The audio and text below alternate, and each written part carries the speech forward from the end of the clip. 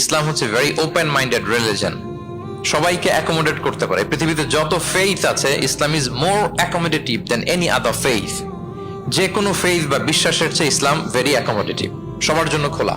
The door of Islam is open for everybody 24/7। যখনই কেউ আসতে চায় ইসলামে, ওয়েলকাম। একজন খ্রিস্টান ভাই যদি বলে যে আমি মুসলিম হতে চাই, তার জন্য কোনো বাধা আছে বলেন? আমাদের পক্ষ থেকে কোনো না আছে নাকি? আচ্ছা, কোন ইহুদি যদি বলে মুসলিম হব, কোনো সমস্যা? কোন নাস্তিক যদি বলে, কোন পাহাড়ি নৃগোষ্ঠী চাকমা যদি বলে, কোনো সমস্যা আছে? কিন্তু আপনি যদি বলেন যে আমার ইহুদি হতে বড্ড মন চায়, আমি এখন মুসলিম তো, আমি ইসলাম ছেড়ে দিয়ে ইহুদি হতে চাই, ইহুদি হতে পারবেন? পারবেন না। যদি জেনে না থাকেন জেনে নেন, চাইলেই কেউ ইহুদি হতে পারে না। ইহুদি হতে হয় বাই বর্ন, জন্মসূত্রে। তাও আবার বাবা ইহুদি হইলে হবে না, কি আজীব তামাশা। মা ইহুদি হইতে হবে। ইহুদি মায়ের পেট থেকে যদি কেউ জন্মায় তাইলে সে ইহুদি। কিন্তু আমাদের ধর্মে এরকম নিয়ম আছে বলেন তো? না।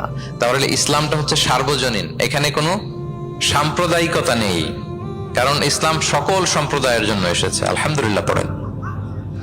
ইসলামের সাম্প্রদায়িকতা আছে না, এটা সকল সম্প্রদায়ের জন্য এসছে।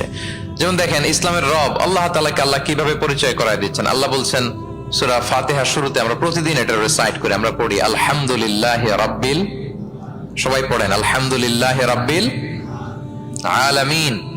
প্রশংসা সেই আল্লাহর যিনি হচ্ছেন রব্বুল আলামিন, মানে জগৎ সমূহের রব। তিনি সবার রব। কার রব? সবার রব। তিনি কিন্তু বলেন না আলহামদুলিল্লাহ রব্বিল মুসাল্লিন, তিনি শুধু মুসল্লিদের রব বলছে। রব্বিল মুসলিমিন, শুধু মুসলিমিনদের রব বলছে। হ্যাঁ, রব্বুল হাজিন, শুধু হাজি সাহেবদের রব বলছে না। তিনি কি বলছেন? রব্বিল আলামিন। তাহলে তিনি গোটা জগতের রব, সবার রব তিনি। ইসলামের দরজা সবার জন্য খোলা। দ্য ইউনিভার্সালিটি অফ ইসলাম, যে আপনাদেরকে বুঝাচ্ছি আল উমুম, খেয়াল করে দেখেন যে আল্লাহ যখন নিজের পরিচয় দিচ্ছেন, তিনি বলছেন আমি সবার রব। তিনি কার রব? তিনি সবার রব। আলহামদুলিল্লাহ রাব্বিল আলামিন। এবং রাসূলুল্লাহ সাল্লাল্লাহু আলাইহি ওয়া আলিহি ওয়াসাল্লামের পরিচয় যখন আল্লাহ তাআলা করায় দিচ্ছেন, তখন আল্লাহ বলছেন ওয়ামা আরসালনাকা ইল্লা রাহমাতাল লিল আলামিন, I have sent you as a mercy for all the worlds. নবী হে, আপনি গোটা বিশ্বের সবার জন্য রহমত। সুবহানাল্লাহ। আল্লাহ বলছে যে শুধু মুসলমানদের জন্য রহমত? কথা বলেন। শুধু আরবদের জন্য রহমত? শুধু সাদা চামড়ার মানুষদের জন্য রহমত? শুধু পুরুষদের জন্য রহমত? এই রহমত কাদের জন্য বলেন তো দেখি, বুঝে থাকলে। আল্লাহর হাবিব সাল্লাল্লাহু আলাইহি ওয়াসাল্লাম কাদের জন্য রহমত বলেন তো সবাই? সবার জন্য রহমত। দেখেন ইউনিভার্সালিটি অফ ইসলাম, ইসলাম যে সবার জন্য। আচ্ছা, আল্লাহ সবার, রাসূলও সবার। এবার ইসলামের কিতাব কোরআনের দিকে যদি খেয়াল করি, কোরআনের পরিচয় দিতে যে আল্লাহ তাআলা বলেছেন ইন হুয়া ইল্লা যিকরা লিল আলামিন, নিশ্চয়ই কোরআনটা হচ্ছে জগৎবাসীর জন্য যিকরা, উপদেশ, রিমাইন্ডার।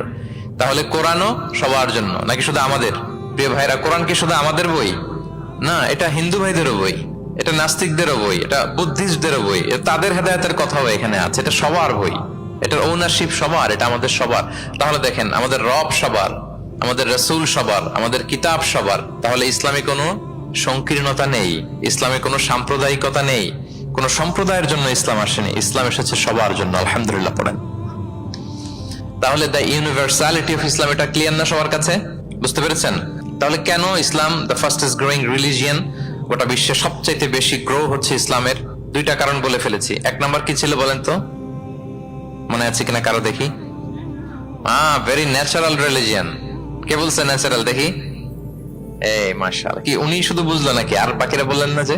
এক নাম্বার কি ছিল? ন্যাচারাল। ইসলাম হচ্ছে ভেরি ন্যাচারাল রিলিজিয়ন, স্বভাবজাত, প্রাকৃতিক ধর্ম।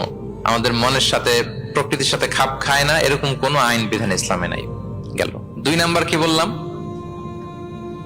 জোরে। সার্বজনীন, সার্বজনীন ধর্ম, সবার। এটা কোন নির্দিষ্ট গোষ্ঠী, কোন সম্প্রদায়ের জন্য ইসলাম আসে নাই।